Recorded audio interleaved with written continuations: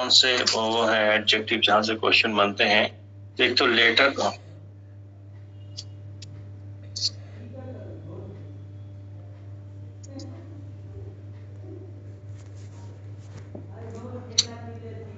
जो भी नहीं आए हैं,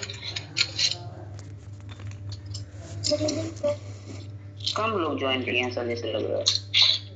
नहीं सब लोग हैं, एक दो लोग कम हैं। जैसे तुम्हें क्लास करने का मन नहीं कर रहा क्या आज? नेटवर्क सही नहीं है सर। हाँ तो छोड़ो, तुम क्विट करो, don't discourage others.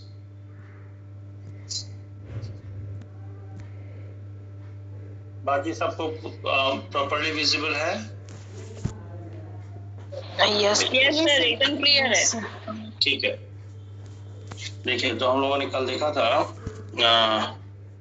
LATER letter, LATTER letter, और लास्ट और लेटेस्ट। तो ये हो गया हमारा, ठीक है।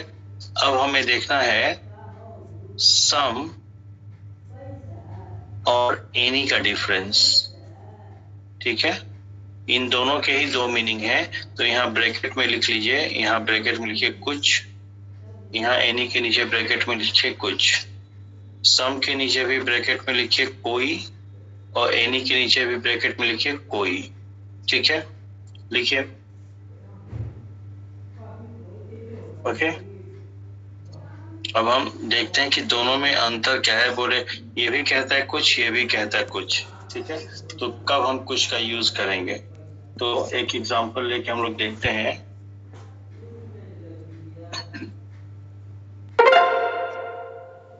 There is some water in the tank. Sir आवाज नहीं आ रही है। आवाज नहीं आ रही है? किसी को नहीं आ रही आवाज? सर आ रही है। ठीक है, तो ये देखिए वाटर नाउन है और सम क्या है, नाउन को क्वालिफाई करे तो एडजेक्टिव हो गया, और हिंदी के अकॉर्डिंग कुछ का भाव दे रहा है। तो there is some water in the tank, ठीक है। तो टैंक में कुछ पानी है, ठीक है। पर अगर इधर हम लिखें is there some water in the tank, in the tank, ठीक। या ये वाला इंपॉर्टेंट है, देखिएगा आपको। या there is not some water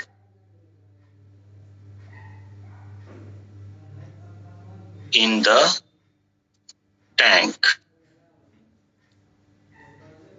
ठीक। तो हिंदी के अनुसार तो हम कुछ का ही भाव दे रहे हैं ना, there is some water in the tank, tank में कुछ पानी है। और ये क्वेश्चन क्या है, is there some water in the tank, क्या टैंक में, टंकी में कुछ पानी है, ठीक है। There is not some water in the tank, टंकी में कुछ भी पानी नहीं है, ठीक है। तो आपको कुछ का भाव आ रहा होगा, लेकिन यहाँ पे ये गलत यूज हो गया है। यहाँ पे हम सम का यूज नहीं करेंगे, बल्कि यहाँ पे हम किसका यूज करेंगे, एनी का। और चूंकि बचपन से हम लोगों ने एनी का मतलब कोई समझा है, पर यहाँ पे कोई का भाव नहीं आएगा, यहाँ पे कुछ का ही भाव आएगा, ठीक है। तो सम का मतलब भी कुछ होता है, एनी का मतलब भी कुछ होता है। तो हिंदी में हिंदी के अकॉर्डिंग इंग्लिश में, हिंदी के भाव का इंग्लिश अगर हमको यूज करना कुछ का भाव, तो सम का मतलब भी कुछ है, एनी का मतलब भी कुछ है। तो कब हम सम का यूज करेंगे कुछ के भाव में, कब एनी का यूज करेंगे कुछ के भाव में? बोले सेंटेंस जब हमारा असर्टिव है और असर्टिव में पॉजिटिव है तो सम का यूज करेंगे, लेकिन सेंटेंस असर्टिव है और असर्टिव में कैसा है, नेगेटिव है, तो कुछ का भाव देने के लिए एनी का प्रयोग करेंगे, सम का नहीं, ठीक है। ओके, इतनी बात समझ में? यहाँ तक किसी को डाउट नहीं है ना? No sir. Okay, no sir. तो हम यहाँ पे एक नोट लिख ले रहे हैं कि सम इज यूज्ड इन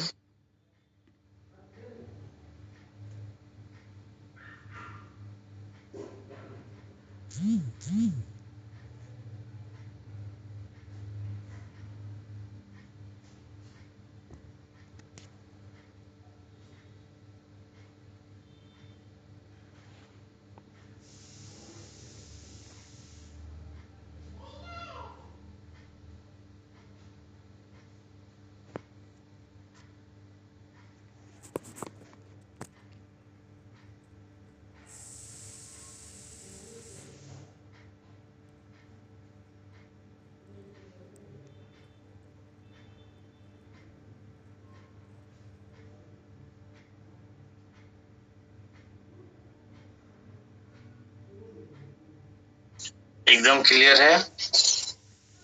ठीक है, इसी को हम आगे बढ़ा रहे हैं कि अगर एक और एग्जांपल हम लेते हैं, ये तो एग्जांपल ठीक है, ये एग्जांपल लेते हैं, ठीक है, कि जैसे हमने बोला यहाँ पे, अब इसका इधर ले लेते हैं, एक एग्जांपल और ले लेते हैं।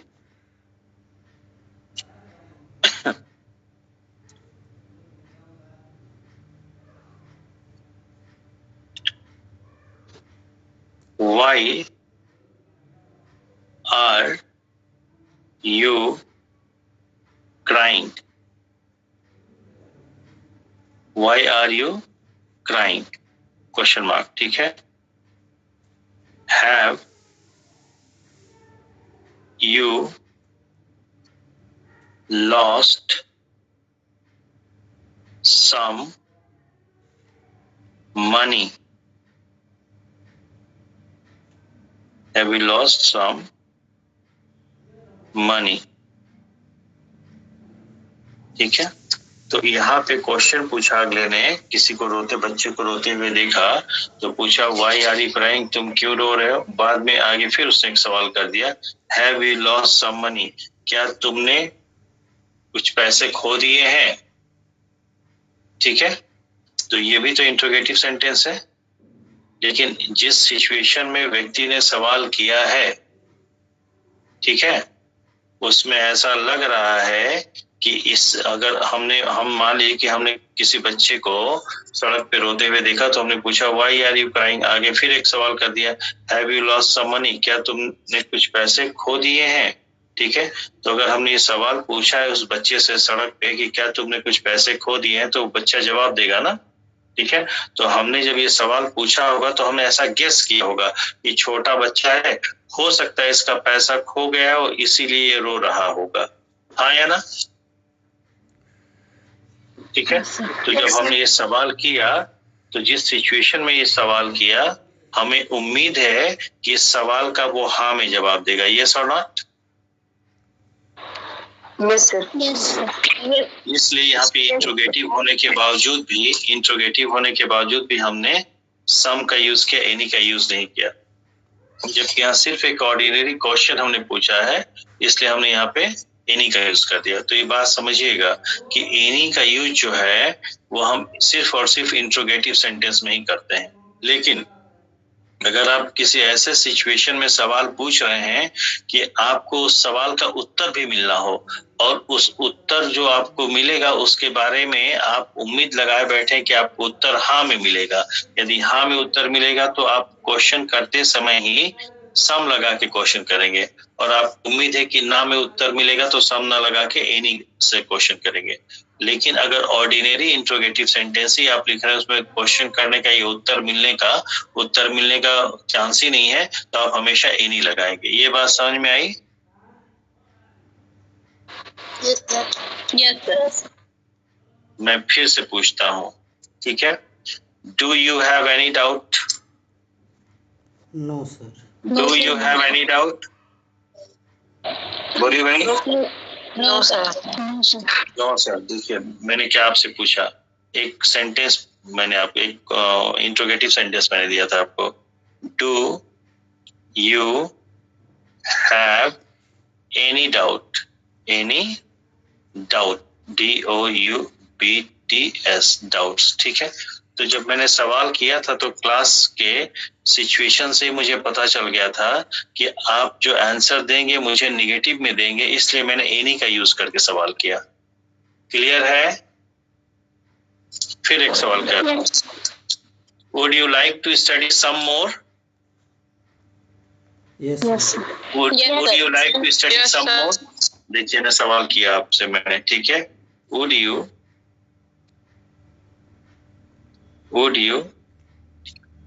study? Would you like to study? ना, like to study some more. क्या आप थोड़ा और पढ़ना पसंद करेंगे? तो जिस सिचुएशन में हमने सवाल किया है तो इंट्रोगेटिव सेंटेंस, लेकिन सिचुएशन के अकॉर्डिंग मुझे पता था कि आप आंसर हाँ में, मुझे उम्मीद था, पता नहीं था, उम्मीद थी कि आंसर हाँ में मिलेगा, इसलिए हमने इस इंट्रोगेटिव सेंटेंस में सम का यूज किया, एनी का यूज नहीं किया। क्लियर है बात? Yes, sir. ठीक है, तो यहाँ एक नोट लिख लेते हैं। सम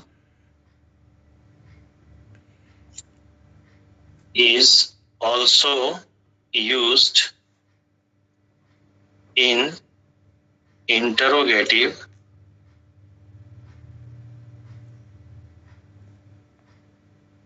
sentence when a positive answer is expected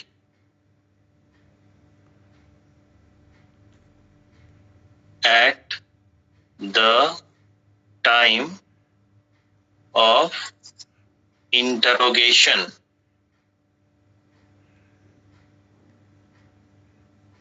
एकदम क्लियर है भाई?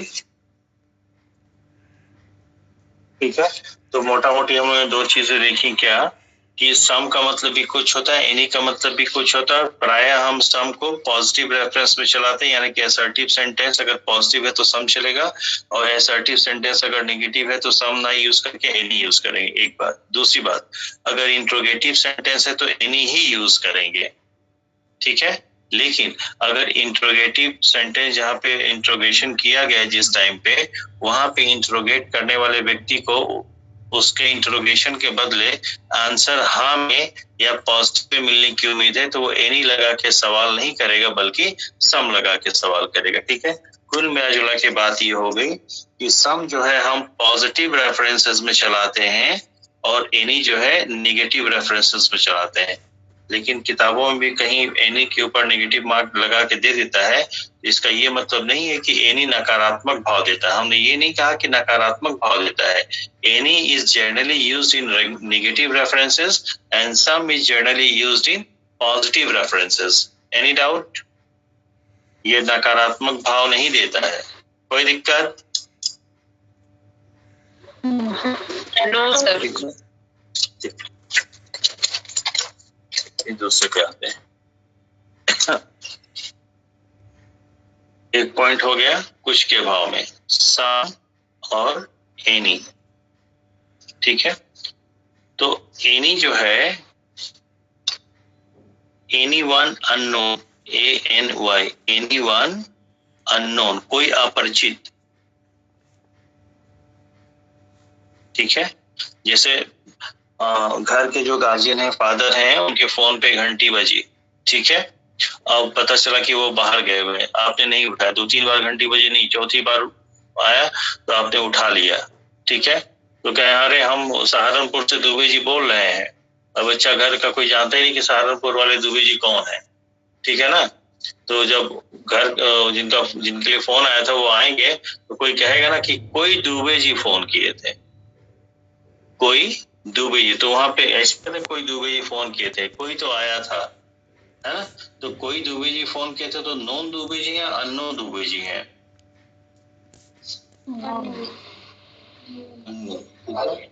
हो जाएगा सम मिस्टर दुबे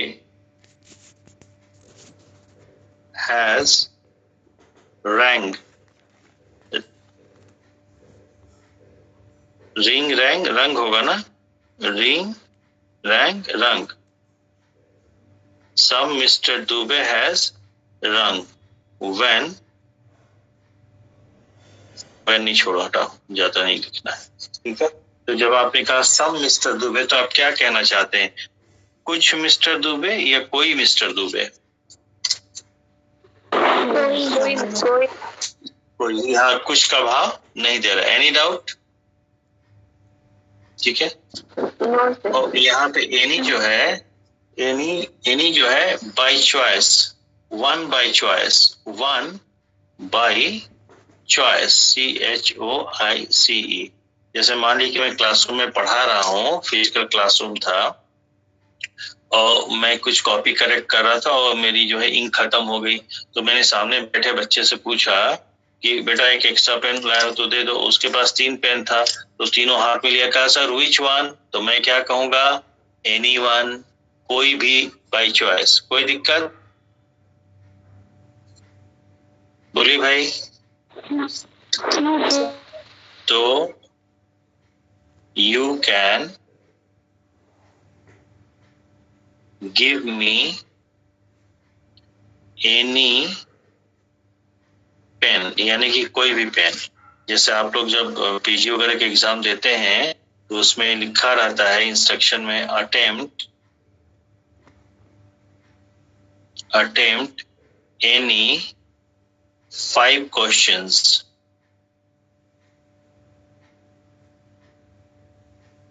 एनी 5 का क्या मतलब है? कोई 5। कोई 5 में मैंडेटरी नहीं है, आपके चॉइस से जो 5 हो वही 5 कर दीजिए। हाँ या क्लियर? ठीक है। तो इस तरह से ये आता है। इसका एक्सरसाइज में दे दूंगा, आप लोग कर लीजिएगा। तो मोटा मोटी हमने ये देखा कि सम का मतलब भी कुछ होता है और एनी का मतलब भी कुछ होता है, यानी क्वांटिटी बता सकता है या नंबर बता सकता है। ठीक है। तो जब ये, हाँ एक बात और आपको बतानी थी कि चाहे सम हो और चाहे एनी हो, ठीक है, दोनों ही एडजेक्टिव है ना।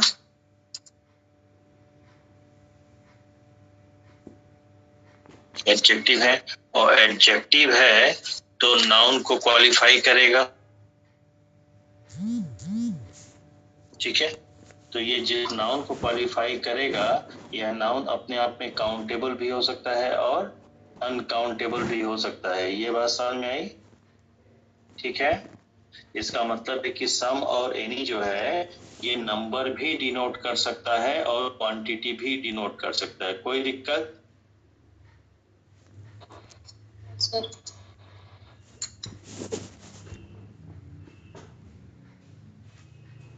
नंबर और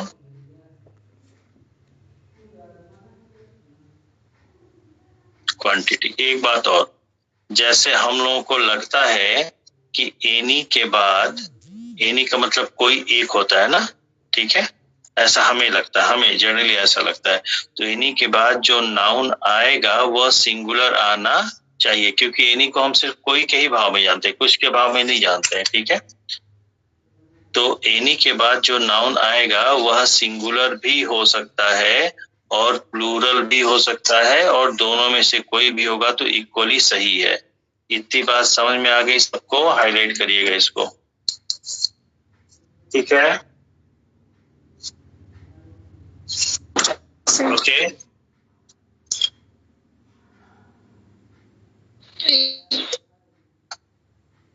ठीक है। तो सम और एनी क्वांटिटी भी बताते हैं, नंबर भी बताते हैं। ठीक है। इसलिए काउंटेबल नाउन को भी क्वालिफाई कर सकते हैं, अनकाउंटेबल नाउन को भी क्वालिफाई।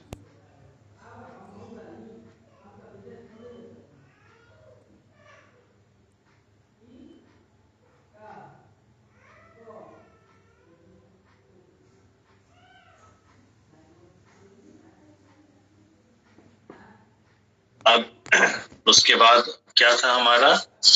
फ्यू और लिटिल था ना। few और little। तो few और little देखिए, ये few है और little है, ठीक है। दोनों ही एडजेक्टिव है, पर ये क्वांटिटी शो करता है और ये नंबर शो करता है हमेशा। तो जब ये नंबर शो करता है तो इसके बाद जो नाउन आएगा काउंटेबल नाउन आएगा, ठीक है। और जब ये क्वांटिटी शो करता है तो इसके बाद जो नाउन आएगा वो कैसा आएगा, अनकाउंटेबल, ठीक है। तो ये काउंटेबल नाउन होगा। और फ्यू कहता है कुछ, कुछ मतलब एक से अधिक। कोई काउंटेबल चीज अगर कुछ है तो एक से अधिक होगी तो वो हमेशा प्लूरल ही होगा। और ये अनकाउंटेबल होगा तो अनकाउंटेबल का नंबर तो हमेशा सिंगुलर ही होता है। ये बात समझ में आ गई, ठीक है। दोनों ही एडजेक्टिव है, दोनों का ही मतलब होता है थोड़ा सा, ज्यादा नहीं, कितना, थोड़ा सा। पर इन दोनों एक्सप्रेशन को हम लिखते तीन तरह से हैं। कैसे तीन तरह से बोले, एक लिटिल होता है, एक अ लिटिल होता है और एक द लिटिल होता है, ठीक है। उसी तरह से दोनों एक ही जैसे होते हैं। उसी तरह से आपका फ्यू होता है, अ फ्यू होता है और द फ्यू होता है, ठीक है। तो अब ये देखिए, इसको क्या है कि फ्यू का मतलब थोड़ा, अ फ्यू का मतलब थोड़ा और द फ्यू का मतलब भी होता है थोड़ा सा। लिटिल का मतलब भी थोड़ा, अ लिटिल का मतलब भी थोड़ा, द लिटिल का मतलब भी थोड़ा। तो अंतर बस इतना ही है कि जो लिटिल वाला है ये अनकाउंटेबल को डिनोट करता है, यानी कि क्वांटिटी डिनोट करता है। और ये फ्यू जो है काउंटेबल को डिनोट करता है, यानी कि ये संख्या दर्शाता है, नंबर डिनोट करता है। ये बात समझ में। और ये क्वांटिटी डिनोट करता है, ठीक है, ओके। तो अब अंतर क्या है, कब हम फ्यू का यूज करेंगे, कब अ फ्यू का यूज करेंगे, कब द फ्यू का यूज करेंगे, या लिटिल, अ लिटिल या द लिटिल, ठीक है। देखिए, फ्यू का मतलब होता है थोड़ा सा। तो थोड़ा सा कोई चीज है तो थोड़ी में कितनी थोड़ी सी है, उसका प्रभाव पड़ेगा या निष्प्रभावी है, इफेक्टिव है या नॉन इफेक्टिव है, ठीक है। तो हम फ्यू का यूज तब करते हैं जब किसी चीज की संख्या थोड़ी सी है, कम है, पर कम में कितना कम है, इफेक्टिव या नॉन इफेक्टिव। तो जब वो नॉन इफेक्टिव होगा, नॉन इफेक्टिव, तब हम फ्यू का यूज करेंगे। और जब नॉन इफेक्टिव ही होगा, यानी उसका भाव लगभग लगभग नकारात्मक के जैसा है। इसका नकारात्मक का मतलब ये नहीं कि बिल्कुल रहेगा ही नहीं, उसका प्रभाव नहीं पड़ेगा, पॉजिटिव सेंस नहीं देगा, मतलब पॉजिटिव इफेक्ट नहीं आएगा, ठीक है। और अ फ्यू और द फ्यू का यूज तब करते हैं जब वो चीज संख्या में, नंबर में चाहे जितनी भी कम हो, कम से कम होने के बावजूद भी वो प्रभावशाली होगी, यानी इफेक्टिव होगी, इफेक्टिव।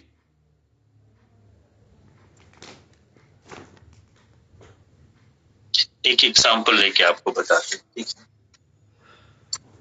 जैसे अगर हम कहें, हम लिटिल से लेते हैं, क्वांटिटी में आ जाते हैं, ठीक है।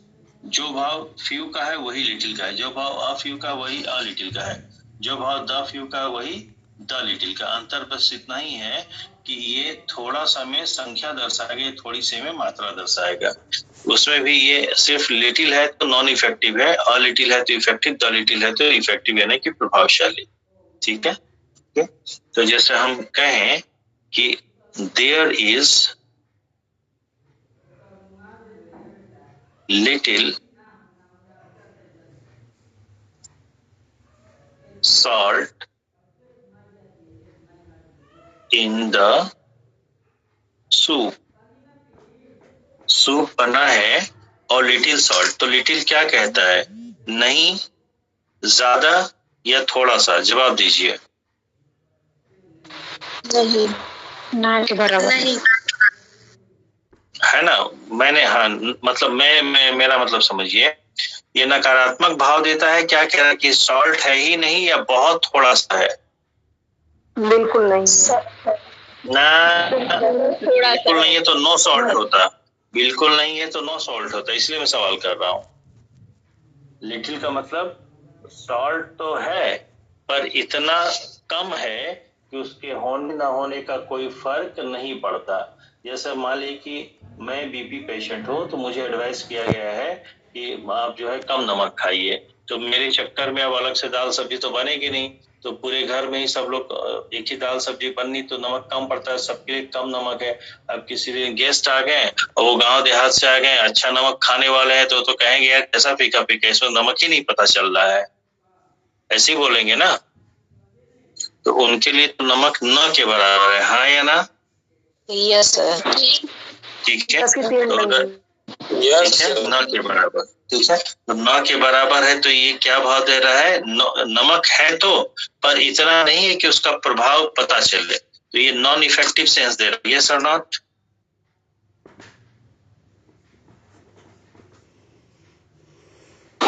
Yes sir. ठीक है, तो अब क्या होगा कि उन मेहमान को उसका टेस्ट उनके अकॉर्डिंग टेस्ट मैच कराने के लिए हम अलग से थोड़ा सा सॉल्ट देंगे। अब बात समझिए, अगर घर में सूप बना है, 4 मेंबर हैं, एक वो बढ़ गए 5 मेंबर, तो 5 मेंबर को जब सूप बनाया गया होगा तो 1 टी स्पून सॉल्ट लगभग पड़ा होगा, हाँ या ना? Yes sir. ठीक है, लेकिन अब उनके 1 कप सूप में जब हम नमक डालेंगे तो 1 स्पून डालेंगे या पिंच ऑफ सॉल्ट, चुटकी भर सॉल्ट डालेंगे? Pinch of salt. Pinch of. चुटकी भर डालेंगे, पिंच ऑफ सॉल्ट डालेंगे, हाँ या ना? तो पिंच ऑफ सॉल्ट जो है उसकी मात्रा ज्यादा होती है कम होती है? चुटकी भर नमक का कम होती है, जबकि पहले तो 1 चम्मच डाला था तो चुटकी, तो 1 कप में तो चुटकी भर से ज्यादा ही आया होगा, हाँ या ना? लेकिन अब जब उनको अलग से देंगे तो जो पहले ओरिजिनली 1 कप में जितना पड़ा होगा उससे तो कम ही उनको मिलेगा, लेकिन चाहे जितना भी कम मिले, 1 ही चुटकी मिला, पर वो 1 चुटकी इसमें डालने से सॉल्ट वाला टेस्ट उनके टेस्ट से मैच करेगा कि नहीं करेगा? करेगा। करेगा। तो जो 1 चुटकी बहुत थोड़ा सा, 1 चुटकी बहुत थोड़ा सा न के बराबर मात्रा है, वहां पे वो इफेक्टिव होगा या नहीं होगा? होगा ना। तो फिर हम कहेंगे you can add a little extra salt in your cup। ठीक है, बोलिए भाई। तो जब ऑलरेडी सूप बना था और सूप बना था ऑलरेडी, उसमें नमक पड़ा हुआ था, पर कोई व्यक्ति ज्यादा नमक अगर खाता है तो उसके हिसाब से थोड़ा कम उसको लगा होगा, तो कम लगा होगा, प्रभावशाली नहीं था, इसलिए लिटिल सॉल्ट वहां पे लिख दिया, ठीक है।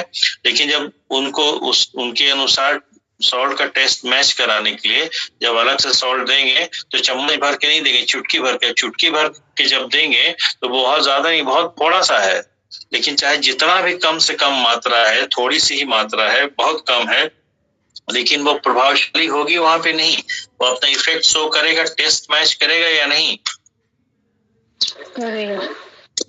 करेगा? कोई दिक्कत?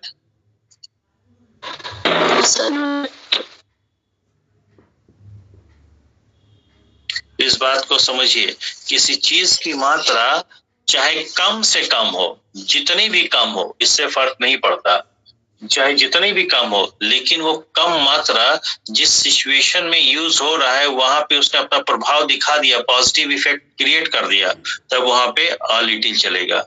लेकिन किसी चीज की मात्रा चाहे ज्यादा से ज्यादा हो, ठीक है, उसने पॉजिटिव इफेक्ट नहीं दिया, ठीक है, प्रभावशाली नहीं रहा, नॉन इफेक्टिव रहा, तो क्या हो जाएगा?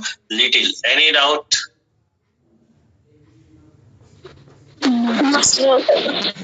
अगर हम नमक की बात करें तो 200 ग्राम या 250 ग्राम नमक कम होता है या ज्यादा होता है? ज्यादा होता है। ज्यादा होता है। लेकिन आप लोगों ने जो गांव देहात में देखा होगा कि पहले जब बारात वारात आती थी तो पीतल का बड़ा सा भगोना होता था, शायद 30-40 लीटर का, उसमें दाल पकता था ना। अब उसमें अगर आप एक पाव नमक डालेंगे तो पता चलेगा? नो तो वहां तो एक पाव नमक लिटिल सॉल्ट होके रह जाएगा, है कि नहीं? कोई दिक्कत? No sir. ठीक है। अब मान लीजिए कि मेरे घर में सभी लोग जो है कम नमक खाते हैं, हम भी कम, मेरा बेटा ज्यादा नमक खाता है, तो बाहर से आया कोचिंग करके उसको सूप दे दिया गया तो कहेगा देयर इज लिटिल सॉल्ट। ठीक है, तो अपनी मम्मी से कहेगा please give me, there is little salt, तो अपनी मम्मी से कहेगा please give me a little more salt. हाँ या ना? ऐसी बोलेगा ना? Please give me a little more salt. ठीक है।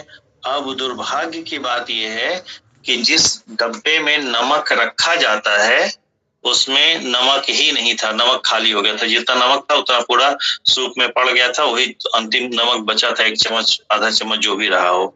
ठीक है, तो इनकी मम्मी क्या कहेंगे? देयर इज नो सॉल्ट या लिटिल सॉल्ट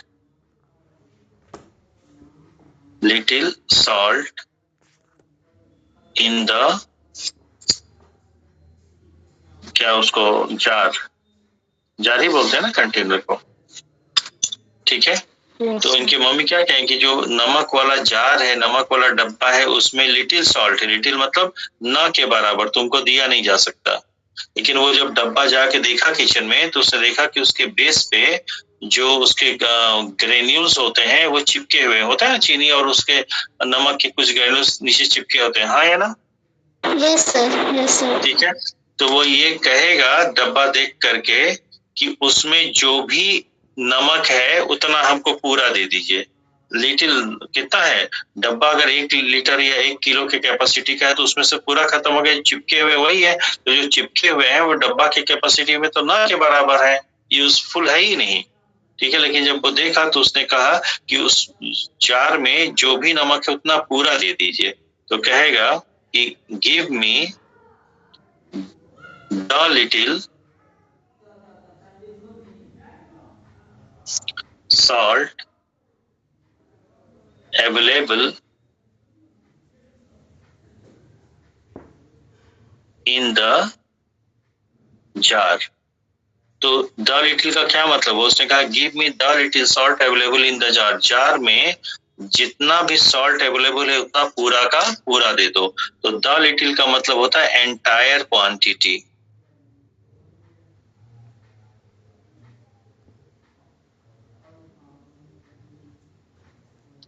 ठीक है, तो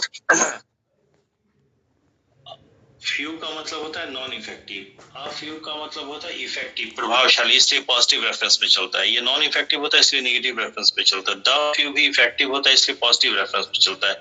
लेकिन द फ्यू का जो मतलब होता है एंटायर नंबर, जितनी भी संख्या उतना पूरा का पूरा, द एंटायर नंबर।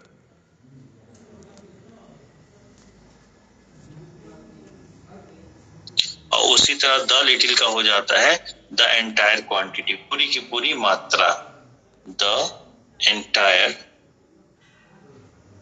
क्वांटिटी।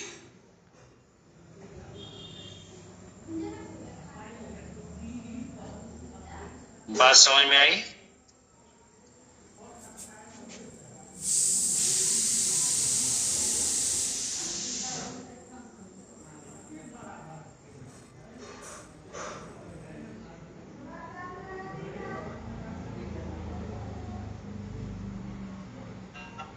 कितनी है उससे फर्क नहीं पड़ता। ठीक है, वो जिस सेंटेंस में यूज हुआ है उस सेंटेंस में वो निगेटिव मतलब इफेक्टिव सेंस दे रहा है या नॉन इफेक्टिव, इससे मतलब होता है। क्लियर है? Yes sir. ठीक है,